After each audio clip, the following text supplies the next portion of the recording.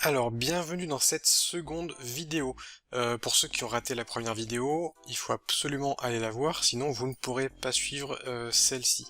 Dans la vidéo précédente, ce qu'on a fait, c'est que donc on a installé WAMP Server, on a créé un site en local qui contient le code de base de Stripe pour avoir une page de paiement en ligne d'exemple. Et en plus de ça, on a créé un dossier API qui pour l'instant est quasiment vide. On a juste un fichier PHP GenerateKey qui va nous permettre de générer une clé de licence après paiement de l'utilisateur. Donc dans l'idée, l'utilisateur arrive sur votre page de vente en ligne, ça c'est ce qu'on a fait dans la vidéo précédente. L'utilisateur va avoir la possibilité de saisir les informations de sa carte bancaire, de saisir donc la date d'expiration, le cryptogramme. On est sur la page Checkout, il paye, et si le paiement est validé, alors à ce moment-là, il est redirigé vers notre page api/generatekey.php. On a quelques paramètres ici dans l'URL qu'on pourra utiliser éventuellement. Et l'utilisateur donc arrive sur cette page, paiement accepté, voici votre clé de licence, et là on affiche la clé. Alors évidemment là je l'ai écrite en dur, puisqu'on n'a toujours pas d'API, nous qui fonctionne, on n'a pas d'API, donc là c'est ce qu'on va devoir faire dans cette vidéo. Dans cette vidéo on va créer l'API qui va nous permettre de générer une clé de licence à la volée, d'insérer cette clé dans une base de données, et on va peut-être également faire d'autres fonctionnalités dans notre API, notamment des fonctionnalités d'activation de clé de licence, de façon à ce que l'acheteur puisse activer sa clé, et une fois que la clé est activée, elle ne peut plus être réactivée. Donc, ce que vous allez faire, c'est retourner dans le dossier API que nous avions créé, et là-dedans, on a GenerateKey. On a le GenerateKey ici, et on a donc notre code en dur. Là, dans l'idée, ce qu'on va devoir faire, c'est quelque chose comme par exemple, on va concaténer une variable PHP à l'intérieur de la chaîne de caractères. Donc là, au lieu d'avoir une chaîne de caractères en dur, on va faire ça, on va faire $-get crochet, et on va imaginer qu'on a un paramètre key, par exemple, qui n'existe pas pour le moment. Et d'ailleurs, je vais même pas passer la clé via un paramètre get, je vais directement créer une variable en PHP qui sera key. Alors évidemment, cette variable n'existe pas. Si je fais ça, je vais avoir une erreur. Donc, je vais dire $key est égal à XXXXX. Donc là, en gros, ça change pas grand chose par rapport à tout à l'heure. La clé est toujours en dur, mais on a variabilisé cet élément-là. Et nous, ce qu'on va faire, c'est dans notre arborescence, on va créer plusieurs fichiers qui vont nous permettre de pouvoir générer cette clé. Alors, on va commencer par créer un fichier helper.php. J'ai l'habitude de créer un fichier que j'appelle helper, qui contient tout un tas de fonctions qui vont nous permettre de faire fonctionner notre API, tout simplement. Donc je crée ce fichier helper, je double-clique pour l'ouvrir, et là-dedans, ce qu'on va faire, c'est déjà mettre les informations de connexion à notre base de données. Alors, lorsque vous installez WAMP Server, vous avez accès à une interface phpMyAdmin. L'URL, c'est localhost/phpMyAdmin. Ça, c'est votre gestionnaire de base de données.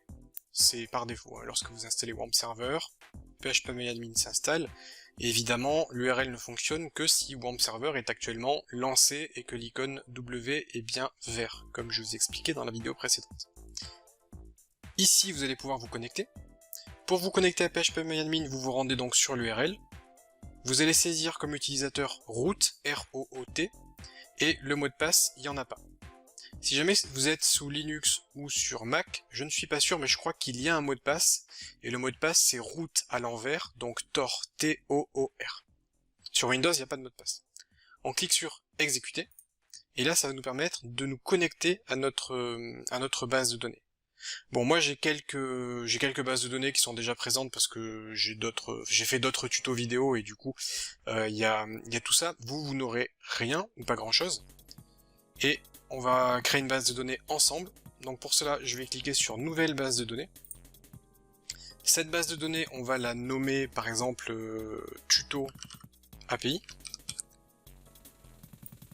Et on va sélectionner un type d'encodage qui est le UTF-8 General CI, qui est ici, qui est l'encodage que j'utilise en général, parce que ça fonctionne bien avec le français, ça permet de gérer notamment les accents qu'on a avec le clavier français. Mais bon, là c'est pas critique, mais on va prendre UTF-8 General CI. Je clique sur Créer, et là j'ai ma base de données qui a été créée. Dans ma base de données, je n'ai aucune table, et on va devoir donc créer des tables. Donc on va créer une table que je vais appeler License Keys, qui contiendra, je vais mettre 6 colonnes, mais en réalité j'utiliserai pas tout. Comme je vous l'ai dit, générer des clés de licence c'est quelque chose qui est assez complexe, et je vais rester très simple dans mon tuto. Je vais vous montrer le minimum pour que tout fonctionne, et ensuite je vous donnerai des astuces pour pouvoir mieux sécuriser votre système. Je vous donnerai des pistes pour que vous puissiez améliorer tout ça. Donc je crée une table qui s'appelle License Keys, au pluriel. Je clique sur exécuter, là ça me génère ma table, et il va falloir qu'on précise tous les champs de notre table.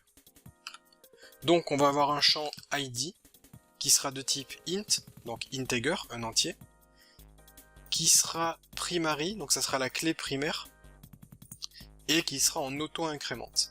Alors j'ai déjà fait des tutos sur la chaîne sur le SQL, notamment sur Access, sur le logiciel Access, j'ai fait pas mal de tutos sur le SQL. Je vais pas rentrer trop dans les détails dans cette vidéo parce que c'est pas le but. Si vous ne comprenez pas tout ce que je dis, suivez quand même, parce que la table, on va la créer, c'est assez facile à faire, et puis une fois que c'est créé, on n'y touche plus. Si vous voulez avoir plus de détails, vous regardez donc les vidéos que j'ai fait sur le SQL. Mais sinon, je vais quand même vous expliquer rapidement. Donc on a créé un champ ID qui sera un numéro unique. Chaque clé de licence sera associée à un numéro unique. Primary, ça veut dire que c'est une clé primaire, ça veut dire qu'il ne peut pas y avoir de doublons. Et auto-incrémente, ça veut dire que la base de données, à chaque fois qu'on va générer une nouvelle clé, ça va automatiquement auto-incrémenter l'ID, de façon à ce que justement ça soit unique. Donc on a l'ID. Ensuite, on a la license key au singulier, qui sera du coup la clé de licence qui aura été générée. Ça sera de type varchar, qui signifie chaîne de caractères. Je vais mettre 255 en valeur, ça veut dire que la chaîne de caractères pourra faire jusqu'à 255. Mais ça sera pas le cas, notre clé elle fera 11 caractères. Ensuite, je vais créer un champ création date. Alors ça, je ne l'utiliserai pas, mais c'est pour vous montrer comment faire, ce qui va vous permettre de savoir quand est-ce que votre clé de licence a été générée. Et je vous montre ça pourquoi. Je vous montre ça si jamais vous voulez mettre en place un système de clés qui périme. Si vous voulez que votre clé périme au bout de 3 jours, si elle n'a pas été activée, il vous faudra stocker la date. Et si vous voulez créer une clé qui a une durée limitée, par exemple 1 an, donc 365 jours, il vous faudra aussi la date pour savoir quand est-ce qu'elle a été créée, pour justement pouvoir la désactiver. Donc création de date, ça sera de type... qu'est-ce qu'on va faire? On va faire datetime, ce qui va nous permettre de stocker le jour, mais aussi l'heure. La valeur par défaut, on va mettre une valeur par défaut. Je vais dire current timestamp, qui signifie que ça va, au moment où je vais générer la clé, ça va prendre exactement l'heure et le jour actuel. Ce qui fait qu'on n'aura pas besoin de le gérer nous-mêmes, ça va être automatiquement géré par notre base de données. Ensuite, je vais créer un nouveau champ que je vais appeler par exemple isActive, qui sera de type int, qui aura une valeur telle que définie, et je vais mettre 0. Par défaut, toutes les clés de licence ne seront pas actives, donc elles seront toutes à 0. Ce qui va nous permettre d'avoir des clés de licence pas utilisées, et dès qu'un utilisateur va activer sa clé, cette valeur passera à 1. Et 1 signifie qu'elle a été utilisée, et du coup, personne d'autre ne pourra réutiliser la même clé de licence pour activer le logiciel, puisqu'elle sera passée à 1. Ensuite, de votre côté, si jamais vous voulez mettre en place un système où la clé peut être activée 5 fois, eh bien vous pouvez incrémenter cette valeur, 0, 1, 2, 3, 4, 5, et à partir du moment où la valeur est 5, à ce moment-là vous empêchez toute nouvelle activation. Ensuite, donc encore une fois, je vais créer des valeurs dont je n'aurai pas besoin, mais c'est pour vous montrer ce que vous pouvez faire. Vous pouvez faire un champ email qui sera de type varchar 255 qui va vous permettre de stocker l'email de votre client. Ça, c'est pour ajouter une sécurité supplémentaire. Vous allez pouvoir demander à l'utilisateur de se connecter au logiciel avec son email et de saisir sa clé de licence, ce qui permettra d'empêcher qu'il partage sa clé de licence avec quelqu'un, puisque la clé de licence sera reliée à un email. Je ne ferai pas ça dans ce tuto, mais c'est une piste pour vous. Et ensuite, ce que vous pouvez faire, alors pareil, je l'utiliserai pas, mais c'est pour ajouter un petit peu de sécurité supplémentaire. On peut faire un truc du style computer name, parce que chaque ordinateur a un nom unique, et vous pourrez stocker cette information dans la base de données, au moment où la clé aura été activée, pour savoir quel est l'ordinateur qui a activé la clé. Ce qui fait que ça vous permettra d'ajouter un peu une sécurité, de complexifier un peu le système si jamais vous le souhaitez. Ça sera un varchar 255 et on va cliquer sur enregistrer. Là notre table a été créée, on a la structure de la table ici et on n'a plus besoin d'y toucher. Tout est prêt pour pouvoir accepter des clés de licence. Je retourne dans le fichier php-helper.php, qui est le fichier qu'on était en train de créer justement. Et nous allons créer la première fonction de notre helper, qui sera la fonction de connexion à la base de données. Alors pour pouvoir se connecter à la base de données, il va évidemment nous falloir les informations de cette base de données. Pour cela, ce que je vous propose de faire, c'est créer 4 define, le host, le dbname, le username et le pass. Donc lot c'est localhost, là c'est l'endroit où se trouve notre base de données. Le dbname c'est tuto API, c'est comme ça que j'ai appelé ma base de données. Donc ça c'est le nom de votre base de données. Le username c'est root, pour pouvoir vous connecter à votre base de données. Et le mot de passe, il n'y en a pas. Sauf si vous êtes sur Mac ou Linux, ça sera probablement Tor. Mais je ne peux pas vous confirmer ça parce que j'ai pas de Mac ou Linux sous la main, mais vous pouvez vérifier ça sur internet, ça se trouve en 30 secondes. Mais nous, en tout cas, sur Windows, on n'a pas de mot de passe. Donc ça va être les informations pour pouvoir se connecter à notre base de données. Alors, notre helper, c'est une classe. On va donc créer une classe helper. Et on ouvre les accolades. Et à l'intérieur de ces accolades, on va écrire tout le code de notre helper. On va créer donc notre première fonction que j'ai appelée connectBDD pour se connecter à la base de données. Cette fonction, comme son nom l'indique, va nous permettre donc d'entamer la connexion à la base de données en utilisant ces informations-là. Et pour cela, on va faire un return new PDO, PDO étant l'utilitaire qui est utilisé en général en PHP pour pouvoir justement se connecter à une base de données. Et ça prend en paramètre ceci, cette chaîne de caractères. On précise qu'on utilise MySQL. Donc si vous regardez sur phpMyAdmin, vous verrez que c'est MySQL. On précise lot, on dit que lot c'est égal à host, host étant notre constante ici, que dbname est égal à dbname, donc tuto API, et on précise en paramètre le username et le mot de passe. Et ça va nous permettre d'initialiser la connexion avec notre base de données. Alors j'écris pas toutes les fonctions en live devant vous parce que sinon la vidéo serait vraiment beaucoup trop longue, puis ça n'a pas beaucoup de valeur ajoutée. Donc ce que je vous propose, c'est que vous mettiez la vidéo en pause, vous recopiez, et puis vous relancez la vidéo, et moi je vous donne petit à petit les explications de chaque fonction. La fonction suivante est celle-ci, generate random string, qui prend en paramètre une longueur. Et ça c'est une fonction que j'ai pas inventée, je l'ai trouvée sur internet, et c'est simplement une fonction qui va vous permettre de générer une chaîne de caractères de la longueur définie ici. Et comment est-ce que ça fait pour générer une chaîne de caractères? Ça fait un shuffle pour mélanger tous les caractères ici, donc en fait c'est l'intégralité de l'alphabet en majuscule, en minuscule, plus les chiffres. Donc ça va mélanger tout ça, et ça va piocher au hasard des lettres jusqu'à obtenir la longueur désirée. Donc par défaut, on a une longueur de 16 caractères. Donc voilà ce que fait cette fonction. Elle génère une chaîne de caractères unique. La fonction suivante, ça sera la fonction GenerateKey. Cette fonction GenerateKey va nous permettre de générer la clé de licence en utilisant la fonction qui permet de générer les chaînes de caractères aléatoires. Donc qu'est-ce que va faire cette fonction? Dans un premier temps, on va se connecter à la base de données, puisque la clé générée sera stockée en base de données. Puisque nous, on a besoin de stocker, de garder en mémoire sur notre serveur quelles sont les clés qui ont été générées, puisque justement l'utilisateur, pour activer son logiciel, aura besoin de se connecter à notre base de données pour comparer sa clé avec toutes les clés de notre base de données, pour savoir si on retrouve bien sa clé de licence. C'est comme ça qu'on va sécuriser le truc. Donc on utilise la fonction connectBDD que nous avons créée ici, et le résultat de la connexion, on le stocke ici dans une variable que j'ai appelée juste BDD. Ensuite, on va générer la clé de licence. Je crée une variable de $key qui est égale à this/generateRandomString.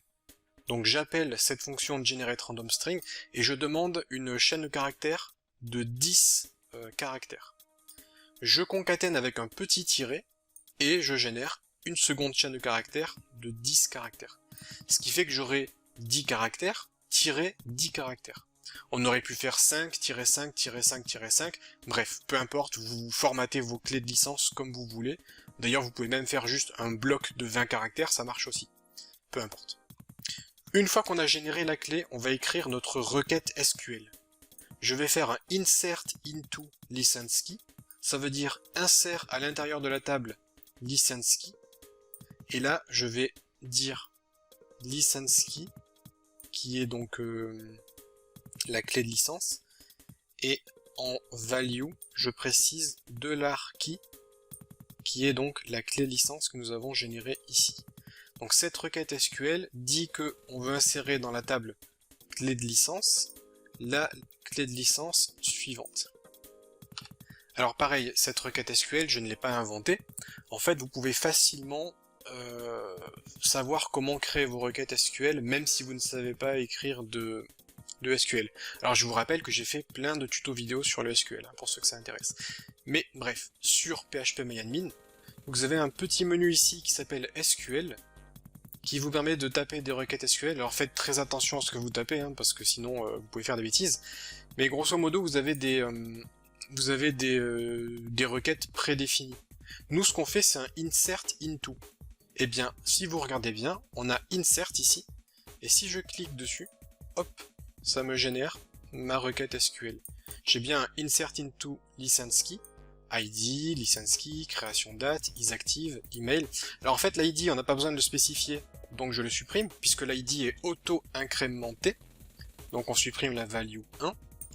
Ensuite, la licensekey, ça c'est super important, c'est la clé de licence qui est générée, donc la value 2, on la conserve. La création date, elle est générée automatiquement. Le isActive est généré automatiquement, il est à 0. Donc tout ça, on peut supprimer. Et évidemment, l'email et le computer name, ça je vous ai dit que je ne l'utiliserai pas. C'est pour ça que dans ma requête, je ne les ai pas utilisés. Mais vous pourrez insérer ces informations. Et donc là, on retrouve bien la requête SQL que j'ai utilisée dans mon fichier. C'est exactement ce que j'ai fait, sauf que j'ai remplacé value par ma valeur. Ensuite, une fois qu'on a fait ça, on va faire un result est égal à bdd prepare SQL. Ça, c'est comme ça que fonctionne PDO. Si vous lisez la documentation de PDO en ligne, vous pouvez marquer PHP PDO documentation. Vous regardez un petit peu comment ça s'utilise, et on voit qu'il faut préparer notre requête avant de l'exécuter.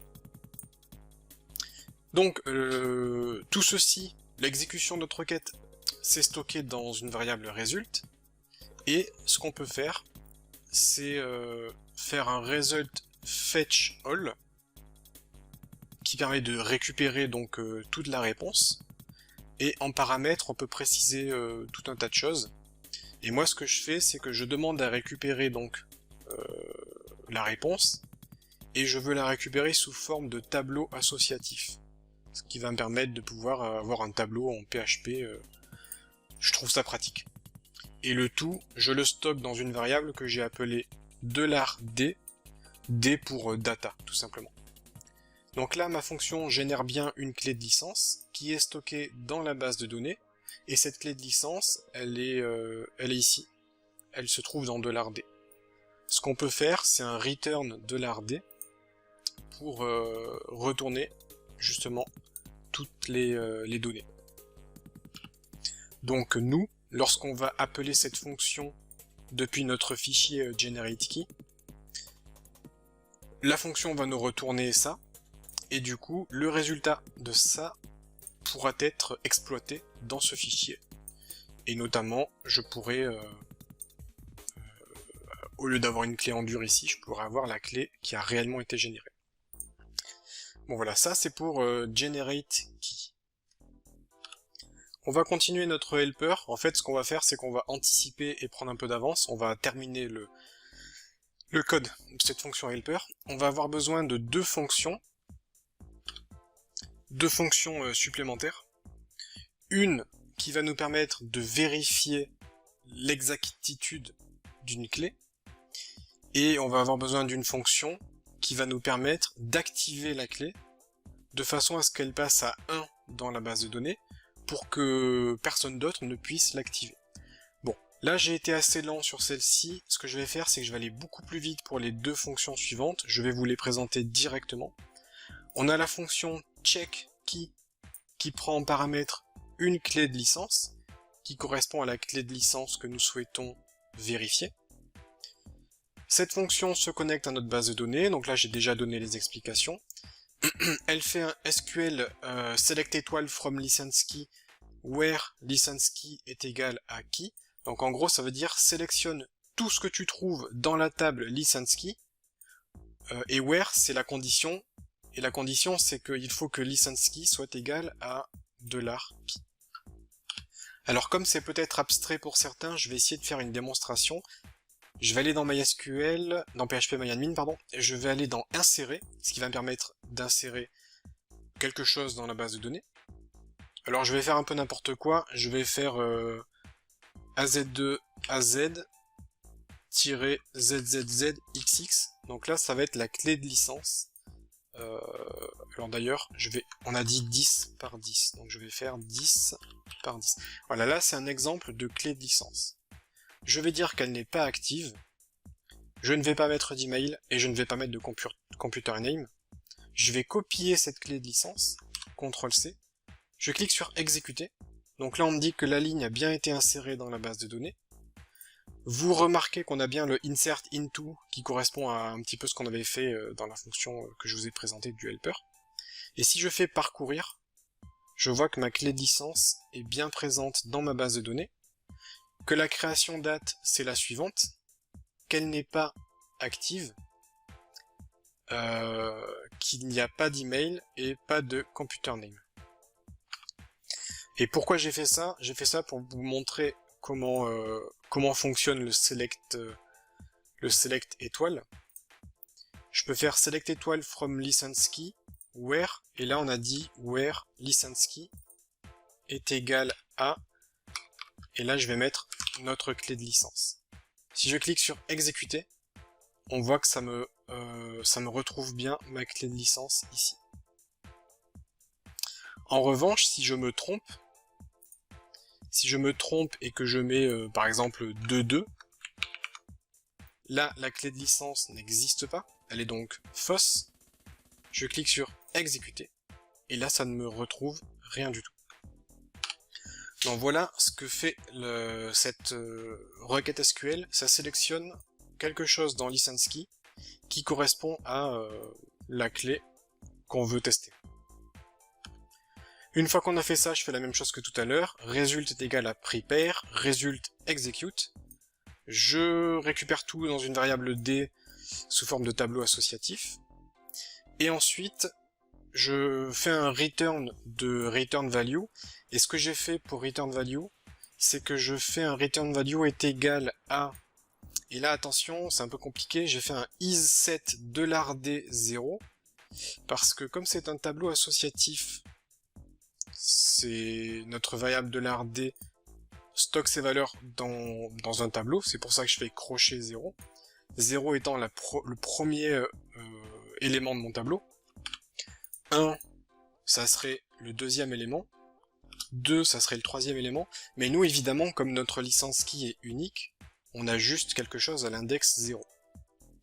Alors je fais un isSet $D0, qui est une fonction qui permet de savoir si l'élément existe. En gros, on demande est-ce qu'on a bien quelque chose à 0.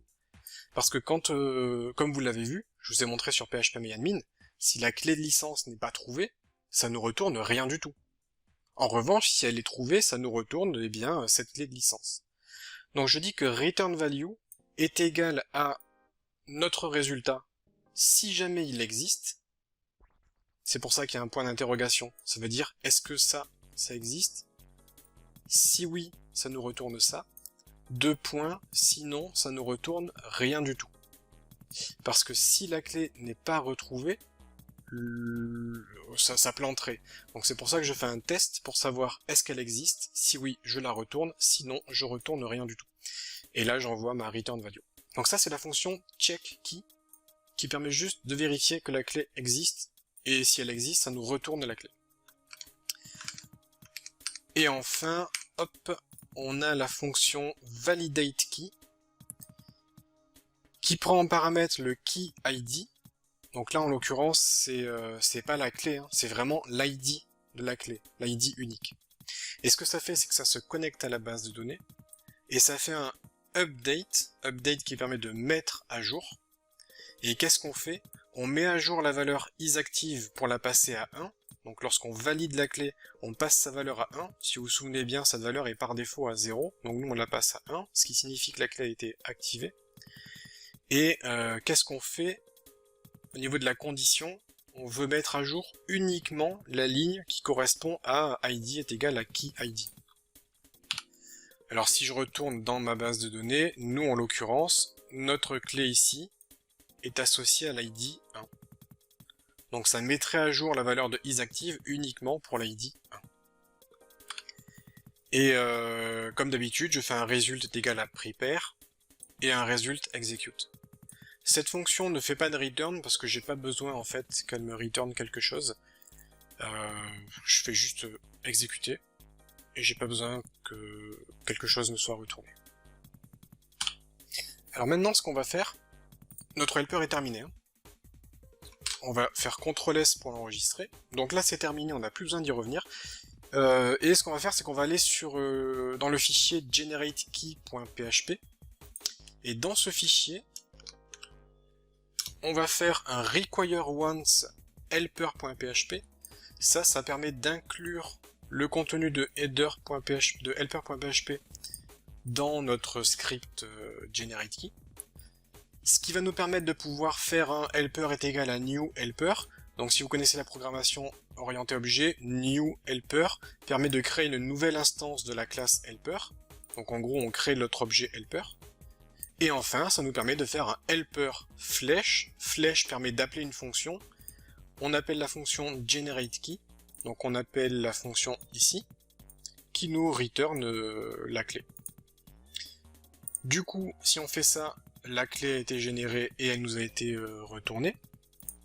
Je peux créer une variable que je vais appeler $keyInfo est égal à tout ceci. Et ensuite, ce que je vais faire, c'est un var dump de keyInfo. Et je vais faire un die. Alors le var dump, ça permet de débugger, ça permet d'afficher l'intégralité des informations stockées là-dedans, et die, ça permet d'arrêter instantanément le script PHP, parce que c'est juste pour du debug, donc on veut juste voir ce qu'il y a là-dedans. Ça va me permettre de vous montrer qu'est-ce qu'on a là-dedans, tout simplement. Alors, pour vous montrer ça, je retourne ici, sur la page generateKey. Je vais actualiser la page, et là... on n'a rien qui nous est retourné. C'est peut-être normal. Alors ce que je vais faire pour être sûr, c'est... c'est refaire un paiement. Oups, je vais refaire un paiement.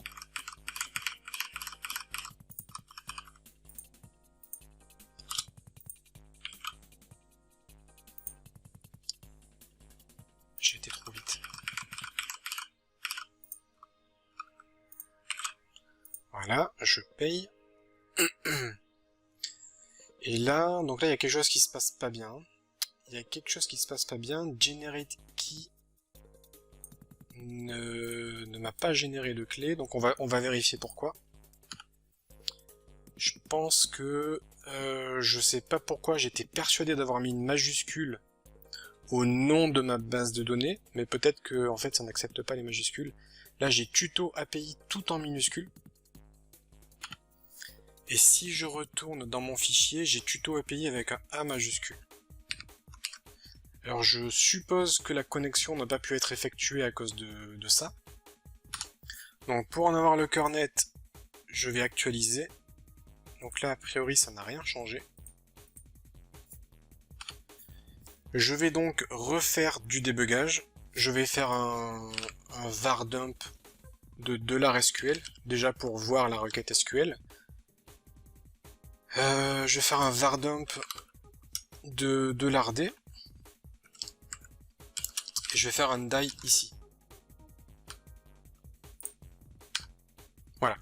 Là j'actualise et on voit que ça a marché. On voit que ça a marché, ça me fait un... Enfin, je peux débugger donc ma requête SQL. Ça me fait un insert into license key. Je veux insérer dans license key la value suivante. Et là, la requête me semble bonne. La requête me semble parfaite. Oui, je pense avoir trouvé pourquoi. En fait, ma requête est écrite entre simple quotes. Et d'habitude, j'utilise ces petites quotes-là pour délimiter les différents éléments. Sauf que là, ma clé de licence, je l'ai mise également entre simple quotes.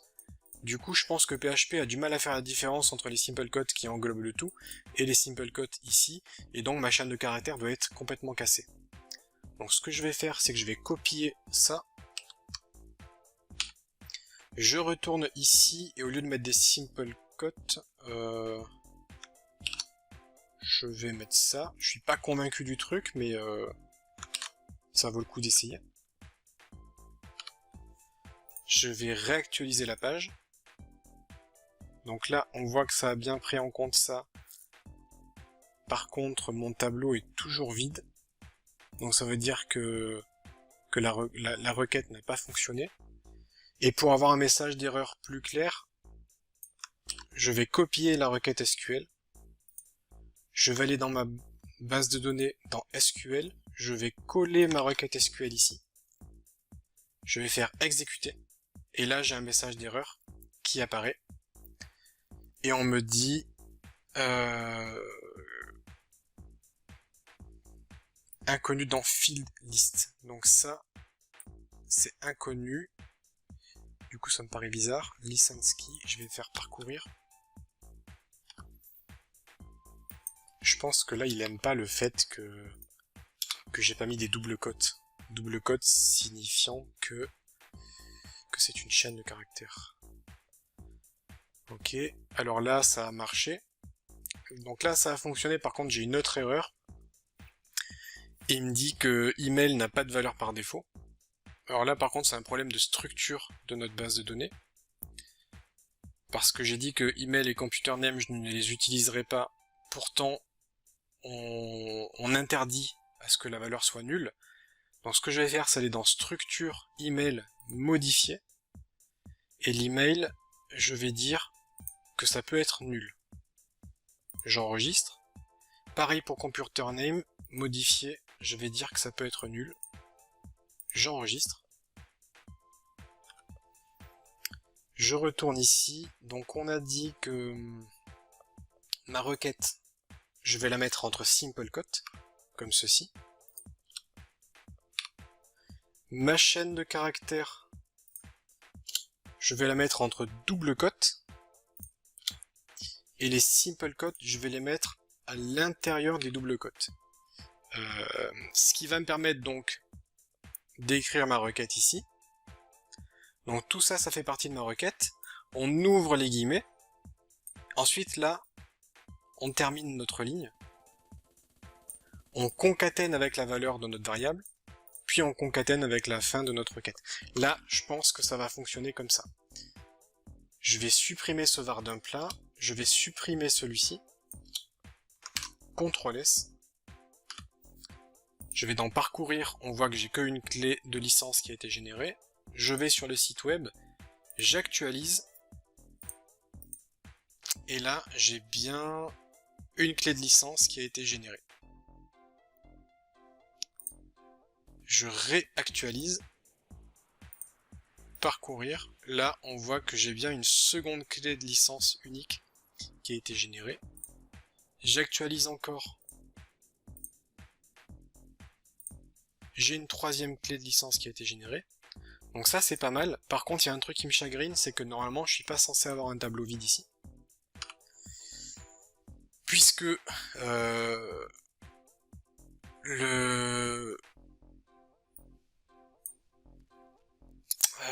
ce qu'on va faire, en fait, pour pas s'embêter, on va directement prendre la clé de licence ici. Je vais supprimer cette ligne-là. Et au lieu de faire un return D, je vais faire un return key directement. Voilà, je vais pas m'embêter, je vais directement retourner la clé. J'actualise, et là on voit bien que j'ai la clé. Donc là, j'ai une clé qui a été générée, 5VIR blablabla. Je retourne ici, j'actualise, et j'ai bien 5VIR blablabla. Donc là, ça fonctionne. Et au moins on s'embête pas avec notre tableau associatif. Je peux retourner dans mon script. Je supprime le dump et le die. Donc vous avez vu, le dump c'est quand même pratique pour débugger. Et finalement, la variable key ici, j'en ai plus besoin. Et je vais directement prendre key info, l'injecter ici. CTRL S. Ce qui fait que juste après le paiement, si j'actualise ma page, j'ai bien la clé de licence qui est générée ici et qui apparaît sous les yeux de l'utilisateur, ce qui va lui permettre de pouvoir donc copier cette clé de licence pour pouvoir par la suite activer son logiciel. Bon, je vais essayer de faire un petit récapitulatif de ce qu'on a fait. On a créé une fonction helper qui a les informations de connexion à notre base de données. On a une fonction de connexion à notre base de données. On a une fonction qui génère une chaîne de caractères unique. On a notre fonction GenerateKey qui utilise justement ça pour pouvoir générer une clé de licence.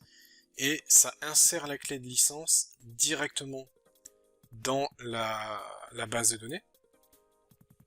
Et ça retourne la clé qui a été générée. Ce qui nous permet de pouvoir récupérer cette clé et l'afficher à l'utilisateur.